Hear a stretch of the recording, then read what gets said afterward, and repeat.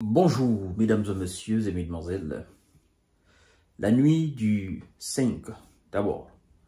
La soirée du 5, puis la nuit du 5 au 6 décembre 2024.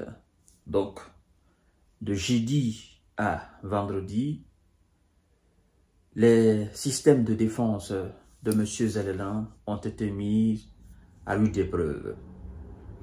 Bon, ce qu'ils ont pu compter, ils nous parlent de 53 drones dans l'ensemble de l'Ukraine, sur l'étendue du territoire qui est encore, aussi on peut le dire ainsi, sous le contrôle de M. Zelensky. Et ça a été très difficile pour eux. Et donc, nous allons voir tout à l'heure, parce que en fait, c'est un rappel que j'effectue chaque fois quand j'entame une émission.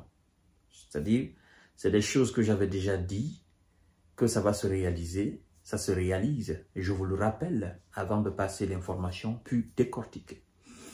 Voilà, mais avant de poursuivre le visionnage de l'émission, je vous prie de partager la vidéo dans tous les groupes possibles. Vous qui êtes sur YouTube, continuez à vous abonner à ma chaîne YouTube, Kanteji Visionnel de Vrai, si ce n'est pas encore fait. Vous activez la cloche de notification, ce qui vous permet d'avoir instantanément mes émissions. Mais aussi, vous qui êtes sur Facebook, je vous prie de partager la vidéo dans tous les groupes possibles, afin que ceux qui sont sur nos anciennes pages Facebook puissent s'abonner sur la nouvelle page qui est le géopolitologue. Et vous qui êtes sur YouTube, si vous êtes intéressé aussi à nous suivre sur Facebook, vous écrivez carrément dans votre barre de recherche sur Facebook, le géopolitologue, vous verrez ma page là, vous vous abonnez là-dessus, puis vous continuez le visionnage de l'émission, ça ne vous prendra juste que quelques secondes, ça ne vaut même pas une minute.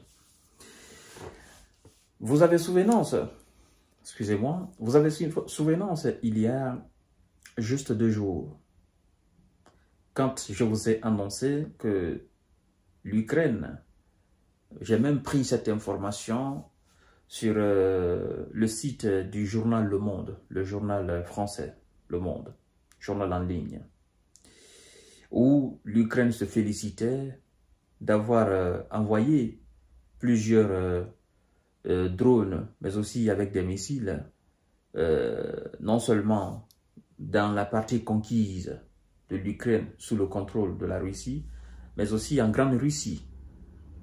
Et ils se félicitaient, selon eux, d'avoir touché un certain nombre de cibles sur le territoire russe. Ce qui n'a pas été confirmé, parce que la Russie nous a dit par après qu'elle a intercepté la quasi-totalité des drones, mais aussi le missile qui a été envoyé. Donc, les systèmes de défense russes les ont interceptés. Et il y a eu effectivement des blessés du côté russe, parce que avec la chute des débris des projectiles qui ont été envoyés, les drones, vous savez, ce n'est pas des petits drones, ce sont des grands drones, les drones d'attaque, les drones explosifs, les drones kamikazes aussi. Ce n'est pas des petits drones, ce n'est pas des petits objets au fait, bon, petits par rapport à un certain nombre d'avions. D'autres même peuvent avoir la taille d'un petit hélicoptère. Ça dépend du type de drone au fait. Et donc, quand on les intercepte comme ça, les intercepter, ça ne veut pas dire on envoie un filet, on les prend. Non. Les intercepter, c'est les abattre au sol, à l'air du moins. Les abattre à l'air, les détruire. Soit on envoie en missile ou on envoie en avion de chasse pour les descendre un à un. Donc, quand vous détruisez quelque chose à l'air, ben, forcément, les débris de la chose vont tomber en chute libre.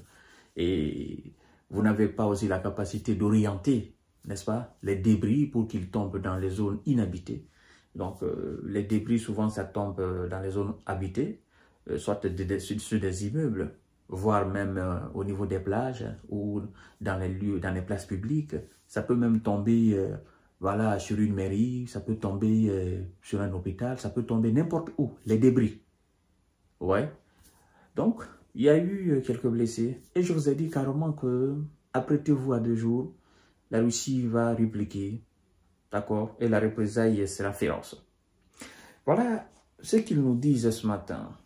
Ils nous disent que dans la région de Voilà. Dans la région de Kharkiv, de Poltava, Soumy, Tchernihiv, Kiev et Jitomir. Voilà. Donc, dans ces régions, la Russie a envoyé 53 drones. Les drones, l'Ukraine dit les drones d'attaque. 53 drones. Et donc, dans ces régions, vous devez savoir qu'il n'y a pas de système de défense dans toutes ces régions. Les systèmes patriotes, non. La plupart des systèmes sont concentrés sur, excusez-moi, sur la défense de la capitale, Kiev. Et même là, à Kiev, quand les missiles et les drones viennent souvent, ces systèmes ne les voient pas.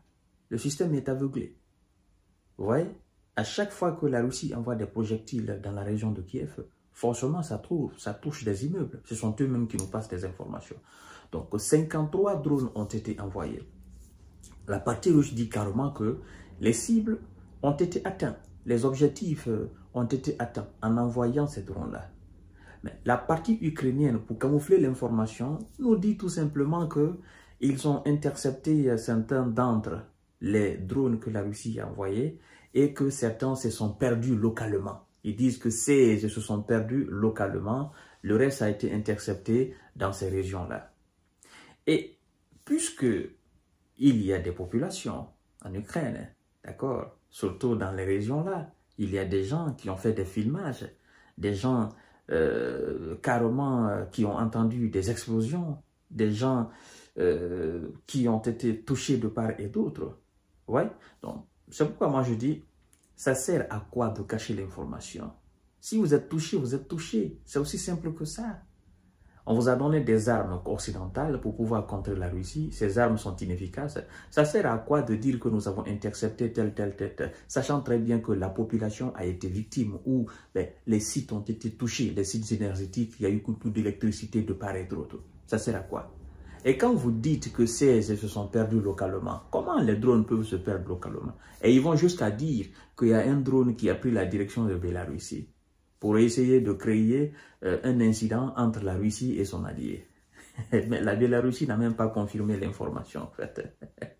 Vous voyez un peu la manipulation des autorités ukrainiennes. Et donc, du côté russe, on affirme carrément que les cibles ont été atteintes. Et il y a plusieurs images qui témoignent d'ailleurs, d'accord, qui corroborent la version des Russes. Mais puisque les Ukrainiens et leurs alliés continuent de nier, nous disons, continuez à nier. Le plus important pour la Russie, elle a répliqué et elle a dit que, écoutez, nous allons répondre. Et la représailles de la Russie, vous savez. Donc, que vous niez maintenant que vous reconnaissez, cela n'engage que vous. En tout cas, la Russie déclare qu'elle a atteint ses objectifs. Voilà, point barre. Mesdames et messieurs, mesdemoiselles, vous savez, cette guerre aussi, c'est une guerre de communication. D'accord? Les Occidentaux ne veulent pas qu'on sache réellement, à chaque fois quand la Russie envoie des explosifs ou des missiles ou des drones, ils ne veulent pas qu'on sache exactement ce qui se passe. Tenez, juste depuis le bombardement de ce site dans cette ville qu'on appelle Dnipro, par Oreshnik, de cette usine, est-ce que vous avez entendu parler des images? Est-ce que vous avez entendu parler de ce qui s'est passé là-bas exactement? Non, parce qu'ils ont ils ont mis les bâches sur ça. Ils ne veulent même pas qu'on sache ce qui s'est passé réellement. Mais la vérité va toujours apparaître. Ça, c'est clair et net. Je leur ai dit, à chaque fois que vous mentez, la réalité du terrain viendra toujours vous démentir. Et le monde saura exactement ce qui s'est passé. Je vous donne rendez-vous tout à l'heure pour notre série d'informations décortiquage.